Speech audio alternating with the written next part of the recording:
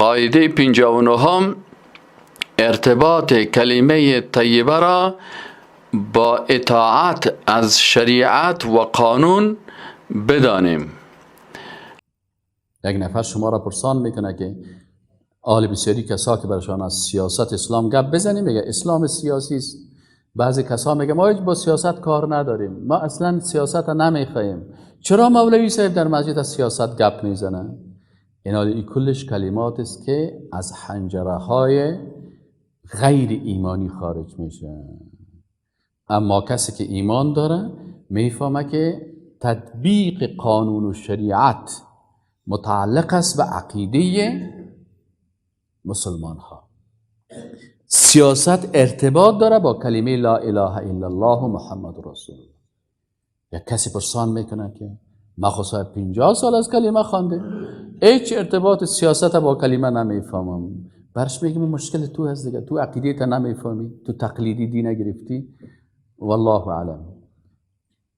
اصل چی است؟ اصلی است که ما در کلمه طیبه با خالق متعال 3 تعهد میکنیم. قبلا خواندیم، شما نه؟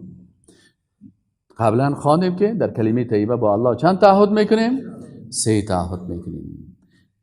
چرا 3 تعهد میکنیم؟ به خاطری که در کلمه طیبه گفته لا اله.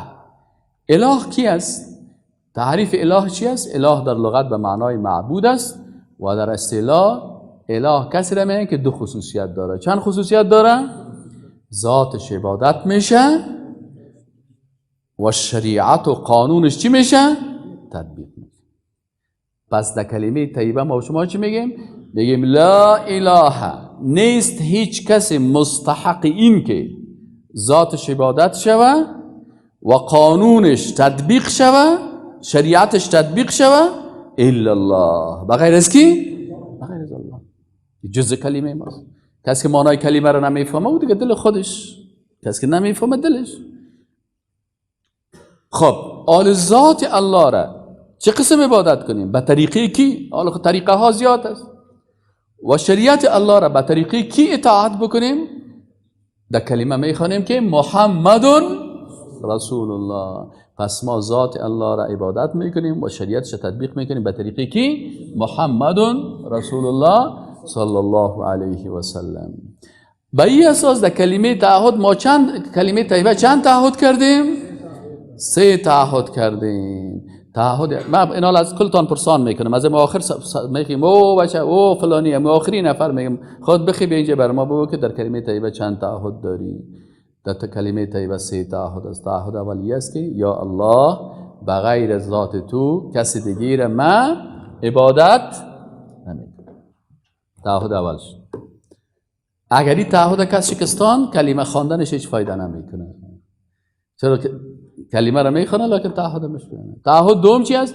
یا الله بغیر از شریعت تو قانون کسی دیگه را بالای خود تطبیق نمیکنه.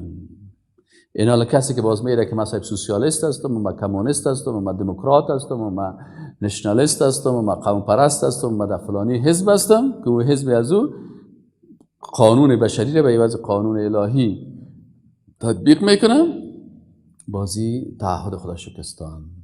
و 3م تعهد چی است؟ که یا الله من عبادت ذات تو را و تطبیق شریعت تو را به طریقی کی میکنم؟ محمد رسول الله صلی الله علیه و سلم میکنه. بنابراین 3 تعهد کرد. اینا اگر کسی باز در طریقی دیگه که مخالف طریقی رسول الله صلی الله علیه و سلم است به اون شکل عبادت میکنه، الله عبادتش قبول نمیکنه. اینا به این اساس تطبیق شریعت مربوط کلمه شد نشد؟ تعهد دوم چی بود؟ که ما بغیر از شریعت الله قانون کسی دیگه را بالای خود تطبیق نمیکنیم. بناهن کلمه لا اله الا الله ارتباط داره با چی؟ با سیاست، با قانون، با شریعت.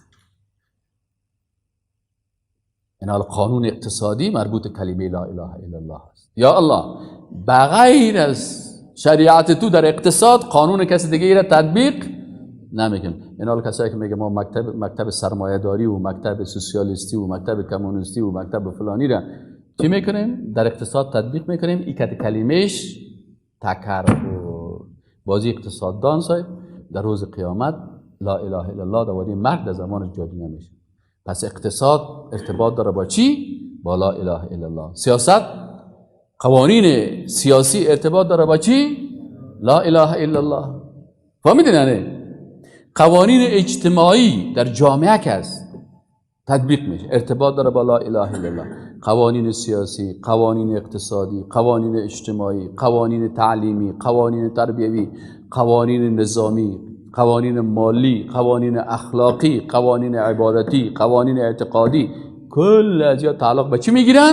به لا اله الا الله محمد رسول الله. اینا بسیاری کسا کلمه خوانده میره معنای کلمه را نمیفهمه. از این خاطر الله میگه فعلم، علم حاصل کو انه لا اله الا الله.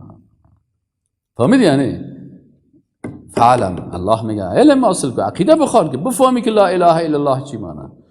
این نیست که از مادرتی، از پدرتی، از مادر کلانت لا اله الا الله را غلط یاد گرفتی، لا اله الا الله لا اله الا الله گفته میری اما معنی و مفهومش نمیفهمی.